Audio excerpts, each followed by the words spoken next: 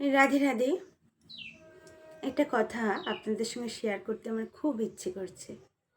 আমি যখন বৈষ্ণব ধর্মে দীক্ষিত হইনি তখনকার কথা কিছু বলবো আপনাদেরকে। অনেক কিছু আমার চাওয়ার ছিল ভগবানের কাছে, জানেন। যখন আমি কোথাও যেতাম ভগবানের কাছে অনেক কিছু চাইতাম, অনেক কিছু।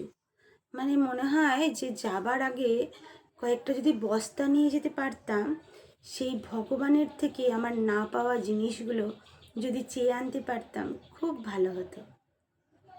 আর এখন আমি সাধুগুরু বৈষ্ণবের চরণে ঠাঁই পেয়ে, আমার গুরুদেবের রাতুল চরণে ঠাঁই পেয়ে, সাধুগুরু বৈষ্ণবের শ্রীমুখ থেকে হরিকথা শ্রবণ করার পরে এখনও আমার চাওয়া আছে, জানেন।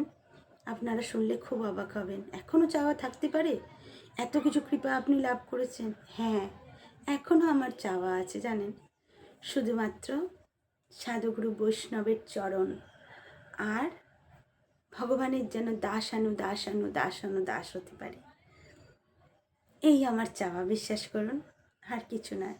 হে ভগবান, হে কৃষ্ণ, হে রাধারানী, যেন আমি আপনার ভক্তের দাস হতে পারি, এই প্রার্থনা আমার।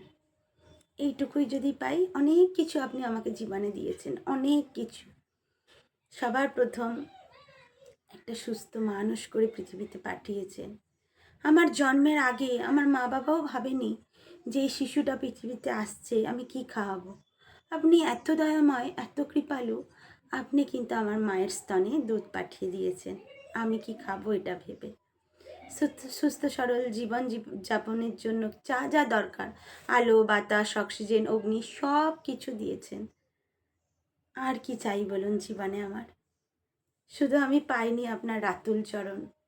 এটাই আমার আক্ষেপ আমার জীবনের, যে গোবিন্দ চরণ ছাড়া আমি এই জীবনে অনেক কিছু পেয়েছি।